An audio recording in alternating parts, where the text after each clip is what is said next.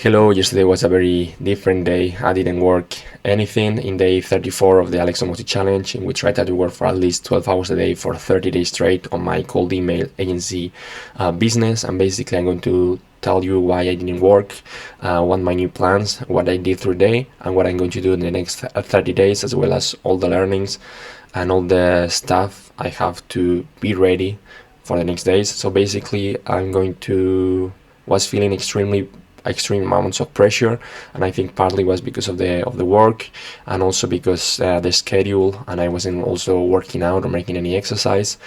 And yeah, I basically took some time to reflect, to think, and to write, and realize that it's very important for me, but it's not the end of the world. I basically came with some rules, and basically for the next 30 days I'm going to try to work even more. Instead of 12 hours, I'm going to try to hit 15-16 hours from 6 a.m. to 10 p.m. That will be my work schedule, and I will try to keep discipline when I'm starting and when I am ending the work. I think that's very important for sleep. I'm also going to try to do some quick workouts, a few of them for in the gym, and the rest at home every week. I think that's important, and it can help me reduce a bit of the stress that was keeping me very unproductive the last couple of days. I'm also going to increase my focus. I think that's very important, something that with the time and the pressure I wasn't the best at. And basically I made a rule: when I start a task, I need to finish it, and I can do anything beside it, not going to the bathroom, not whatever that thing, not checking email. I'm going to finish this task, and when I finish one task, I'm going to move directly from another task. No of those minutes where I'm let some time pass or I'm not the most productive. And basically I made some new rules, and I looked at my notes, and a lot of things that I have noted for the next 30 days is to keep it simple. Because in reality you can spend 1,000 hours per client, but I need to really keep it simple, keep moving and improving.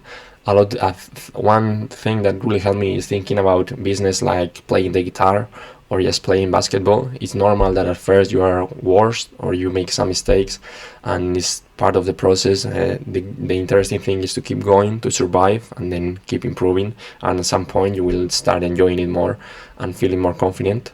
And basically one thing that I kept writing is that if I had done the challenge at 100%, like 12 hours every day, focused as much as possible every day, and more disciplined every day, I probably could be at a better position. I wouldn't be as stressed or have the problems that I have. So that's going to be an important thing. And every day I will share the start of when I started the work, any distractions. I may also share my screen time. I will also share the tasks that I did that day and the workout if I did it. Some things that I keep in mind is that the first time usually sucks, like playing the guitar. The first time is not going to sound nice. Another very important thing is that what Alex Hormozi calls cosmic irrelevance, which is that the real things really don't matter as much. We are just people. In 100 years we will be forgotten, and this is just some business relationships, and it's not the end of the world. I won't die. What else? I heard some phrase from Alex Becker, also someone very related to business and an influencer, where he talks about you did 5 hours of work, okay, you have 195 left. Just to reframe the amount of work it takes and the amount of effort it takes, and also just basically the pain and just enduring the pain. And it probably will be painful for some months and weeks.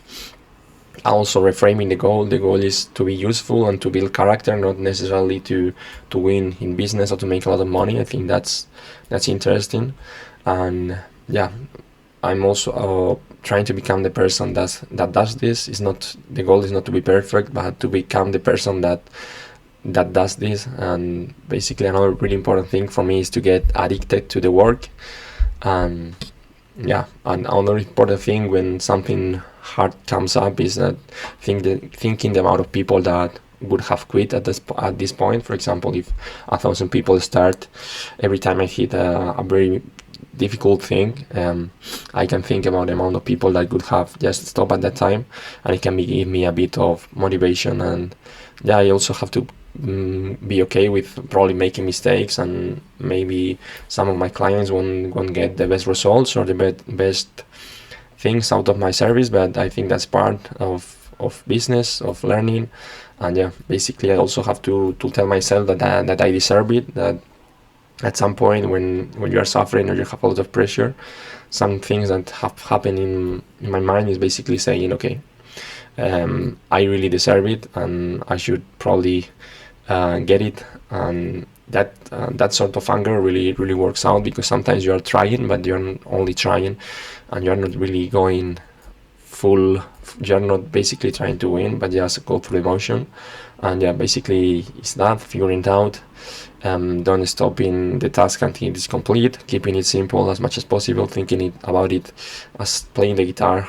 And yeah, basically I'm going to work more every day and try to be more disciplined with the time, with the exercises and with focus, as well as sharing the tasks. And yeah, basically one thing that I have to keep in mind is that I have to sort of just start and not think about the consequences.